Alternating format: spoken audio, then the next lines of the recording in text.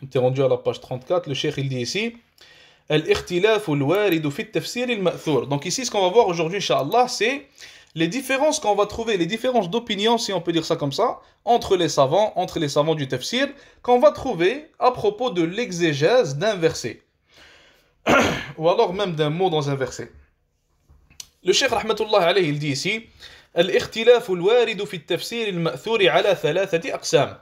Il dit les différences d'opinion qu'on trouve à propos de l'exégèse du Coran vont être de trois types. القسم الأول, le premier type, اختلاف في اللفظ دون المعنى فهذا لا تأثير له في معنى الآية. Le premier type, c'est qu'en fait, il y ait deux savants du tafsir, ou alors deux compagnons du prophète alayhi salatu salam, ou alors deux de leurs élèves, qui vont faire l'exégèse d'un verset ou alors d'un mot, et ils vont utiliser des mots différents pour faire cette exégèse-là, sauf que ces mots-là sont des synonymes. Un exemple de cela dans le verset وَقَضَى رَبُّكَ أَلَّا تَعْبُدُوا إِلَّا إِيَّاهُ. Ibn Abbas, il a expliqué le mot qada ici en disant amar, en disant Allah Azza wa Jal a ordonné. Et Mujahid, qui était l'un des salafs, il a expliqué le mot qada en disant wassa, wassa qui veut dire aussi ordonné. Donc dans les deux cas, ils viennent de dire deux mots différents qui sont synonymes. Et on a Ar-Rabi' ibn Anas, lui aussi, il a dit awjaba. Awjaba qui veut dire encore une fois ordonné. Donc ici, on a trois personnes qui ont fait l'exégèse de ce verset-là. Les trois ont donné trois mots différents, sauf que les trois mots sont synonymes en réalité. Même si les mots sont différents, ils sont synonymes. Dans ce cas-ci, le cheikh, rahmatullahi alayhi, il dit La ta'thira li hadha al-ikhtilafi fi ma'na al-aya. S'il y a une différence d'opinion à propos de l'exégèse qui est de ce type-là, de ce premier type-là, alors en fait ça ne nous impacte en rien, car les trois sont en train de nous dire la même chose. Le deuxième type d'irtilaf, le deuxième type de différence d'opinion, اختلاف في اللفظ والمعنى والآية تحتمل المعنيين لعدم التضاد بينهما فتحمل الآية عليهما وتفسر بهما. Le deuxième type, c'est qu'en fait, il y a un verset, et nous allons donner un exemple, Inch'Allah. Ce verset-là, il parle d'une certaine chose, ou alors ce verset-là, il décrit une personne.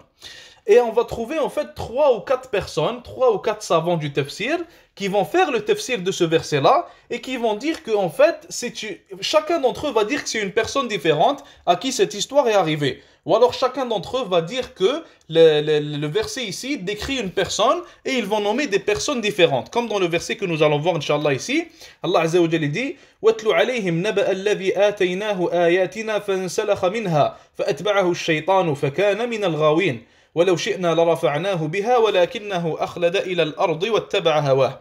Ici, Allah Azza wa Jal parle d'une personne en fait qui a dévié de l'islam. Ibn Mas'ud radiyallahu anhu, qui est un sahabi, il a dit huwa rajulun min bani Israël. Il a dit c'était un homme qui faisait partie des fils d'Israël, des enfants d'Israël, des banu Israël. Ibn Abbas, un autre sahabi, il a dit huwa rajulun min al-Yaman. Ibn Abbas a dit c'était un homme de l'Yaman. Et il y a eu d'autres gens qui ont dit Rajulun min ahli al-Balqa. C'était quelqu'un de al-Balqa. Donc ce sont trois personnes différentes ou plus qui ont fait le tafsir de ce verset-là. Les trois ont dit que la personne de laquelle Allah Azza wa Jal parle dans le verset, c'est telle et telle et telle personne. Et les trois ont donné trois personnes différentes. Le cheikh il dit ici والجمع بين هذه الأقوال أن تحمل الآية عليها كلها لأنها تحتملها من غير تضاد ويكون كل قول ذكر على وجه التمثيل. Il dit que dans un verset similaire, ce qu'on va faire nous, ceux qui voyons une différence d'opinion similaire, on va comprendre que les trois ont donné un exemple et que les trois exemples donnés par les trois savants du tafsir ne se contredisent pas. Donc il est possible qu'Allah Azza wa Jal soit en train de décrire trois personnes différentes. Il est possible qu'il soit en train de décrire encore plus que trois personnes différentes à qui cette même situation est arrivée. Donc ce deuxième type-là aussi, ce n'est pas une contradiction, mais ce sont plutôt, c'est ce qu'on appelle ikhtilaf tanawwu'. C'est une différence en fait de tanawwu'. Tanawwu' c'est qu'en fait, il y a beaucoup de possibilités sans que les possibilités ne se contredisent, comme dans ce cas-ci. Ce n'est pas une contradiction qui fait en sorte que l'un a raison et l'autre a tort. Maintenant, pour ce qui est du troisième type, et c'est là où nous devons choisir en fait une opinion, le cheikh rahimahullah, il dit اختلاف اللفظ والمعنى والآية لا تحتمل المعنيين معا للتضاد بينهما فتحمل الآية على الأرجح منهما بدلالة السياق أو غيره. Le cheikh il dit ici dans le cas où il y a une différence d'opinion entre les savants du tafsir et que les opinions sont contradictoires. Il y en a un qui dit que c'est blanc, l'autre il dit que c'est noir par exemple. On ne peut pas dire que les deux ont raison. On ne peut pas dire que les deux parlent de deux personnes différentes. On ne peut pas dire que le verset peut parler de différentes possibilités. Non, il y a vraiment une seule opinion qui peut être correcte. Dans ce cas-ci, le cheikh il dit, nous allons choisir l'opinion la plus correcte. Et bien sûr, c'est pas nous. Quand je dis nous, en fait, je parle des savants du tafsir, des savants qui vont dire quelle opinion est plus correcte. Il dit, dans ce cas-ci, nous allons choisir quelle opinion est plus correcte selon les autres preuves que nous allons avoir. Un exemple de cela, Allah Azza wa Jalla dit وَإِن طَلَّقْتُمُوهُنَّ مِن قَبْلِ أَن تَمَسُّوهُنَّ وَقَدْ فَرَضْتُمْ لَهُنَّ فَرِيضَةً فَنِصْفُ مَا فَرَضْتُمْ إِلَّا أَن يَعْفُونَ أَوْ يَعْفُوَ الَّذِي بِيَدِهِ عُقْدَةُ النِّكَاحِ. Allah Azza wa Jalla dit ici, sauf si elle pardonne en parlant des femmes, ou alors celui qui a en fait بِيَدِهِ عُقْدَةُ النِّكَاحِ. Comment je peux traduire ça? Je vais aller voir la traduction pour pas dire en fait, pour pas donner un mauvais tafsir. Donnez-moi une seconde, Inch'Allah.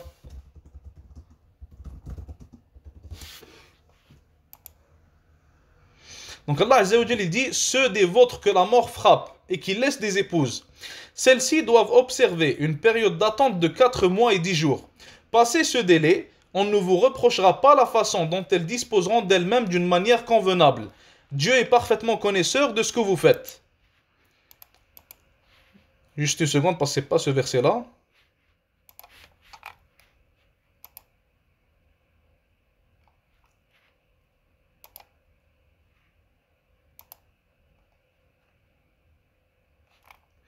Ok.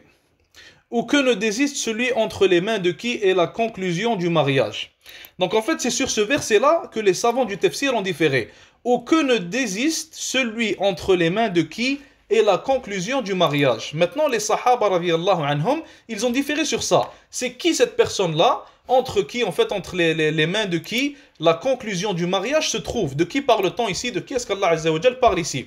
Ali radiyallahu anhu, il a dit, Allah subhanahu wa ta'ala, il parle du mari dans ce cas-ci.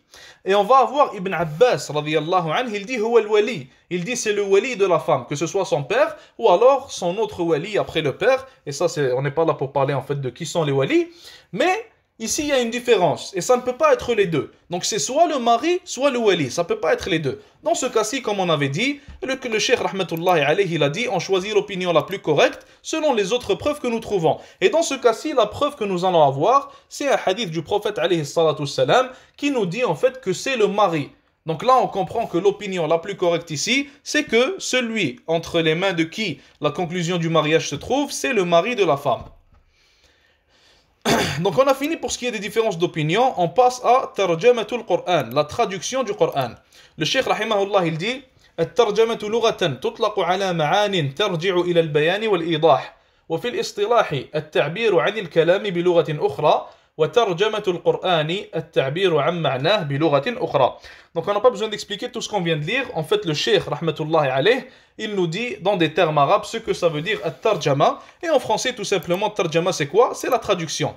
La traduction d'une langue à une autre. Le Cheikh il dit at-tarjamatu naw'an. La traduction est de deux types. أحدهما ترجمة حرفية وذلك بأن يوضع excusez-moi, كل كلمة بإزائها.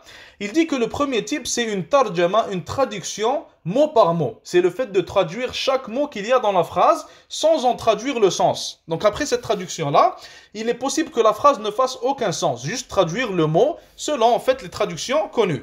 Deuxièmement, le deuxième type, ترجمة معنوية أو تفسيرية وذلك بأن يعبر عن معنى الكلام بلغة أخرى من غير مراعاة المفردات والترتيب.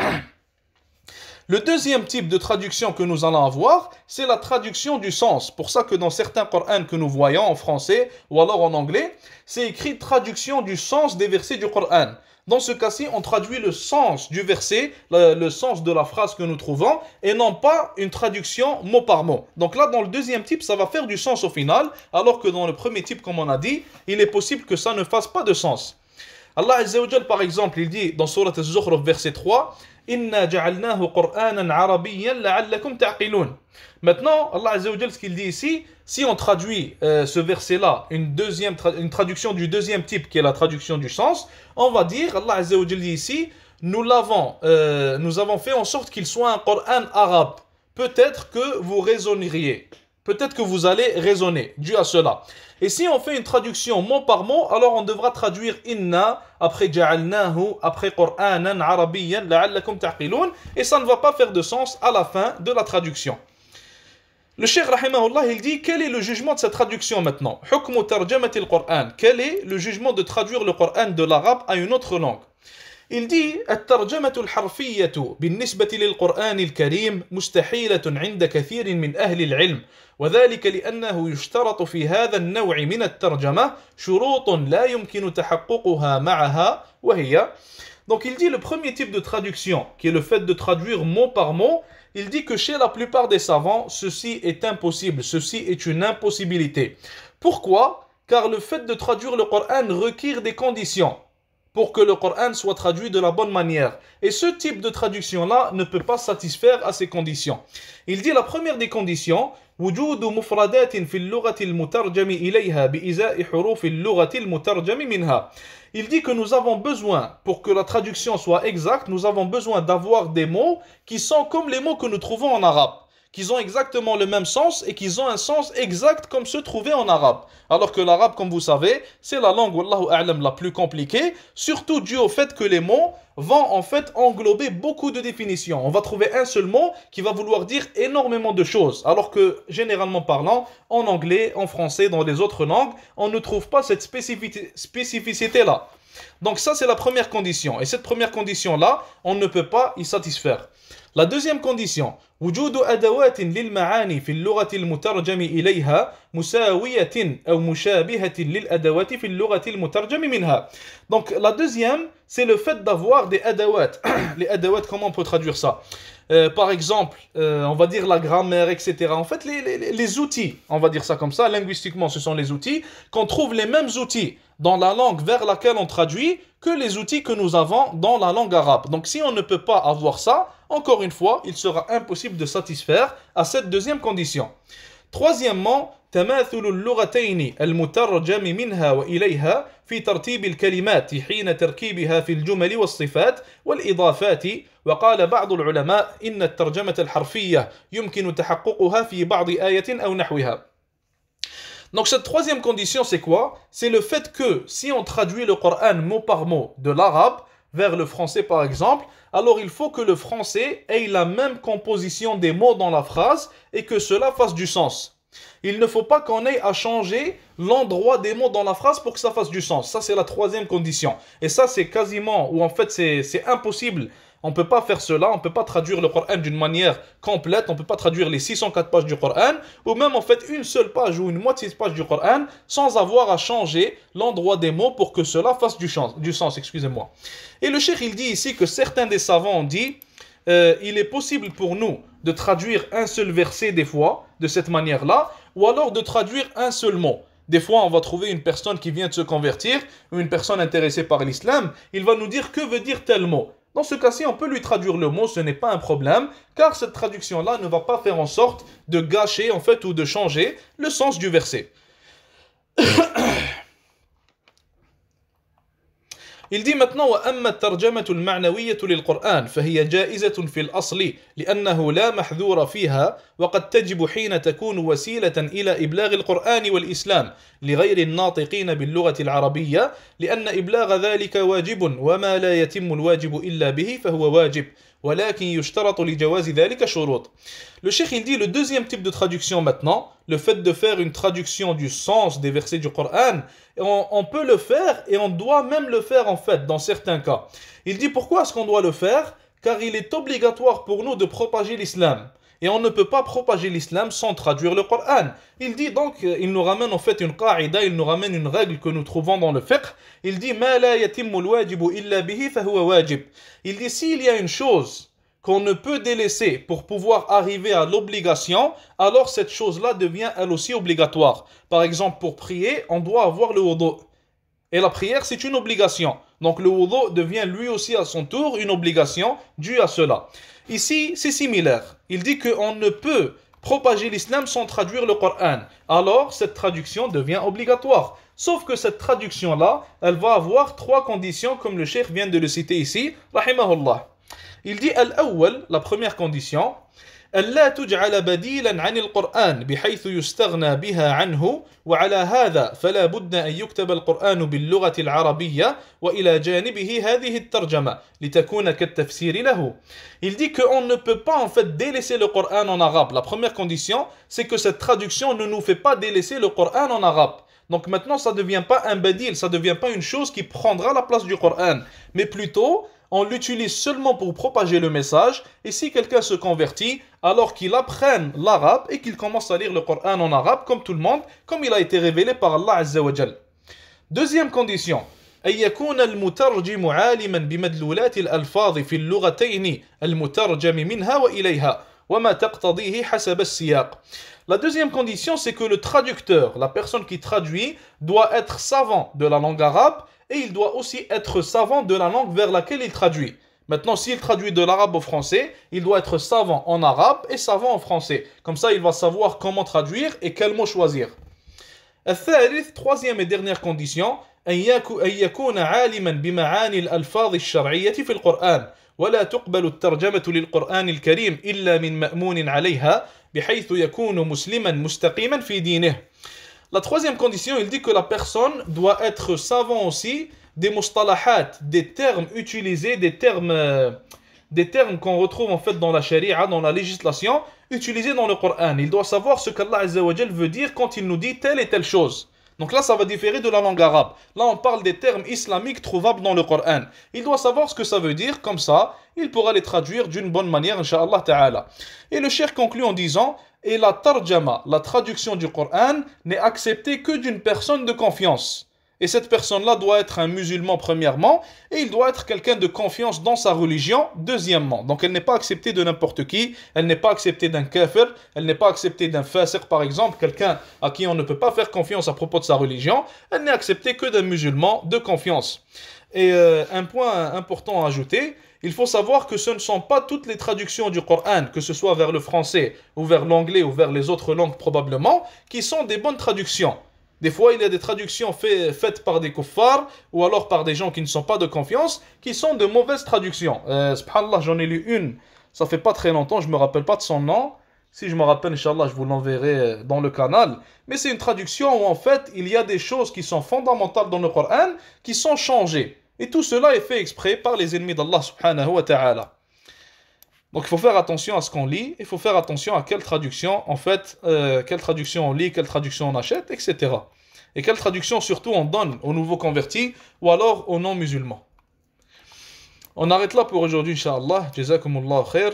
Salatu wassalamu ala rasulillah. Wassalamu alaykum wa rahmatullahi wa barakatuh.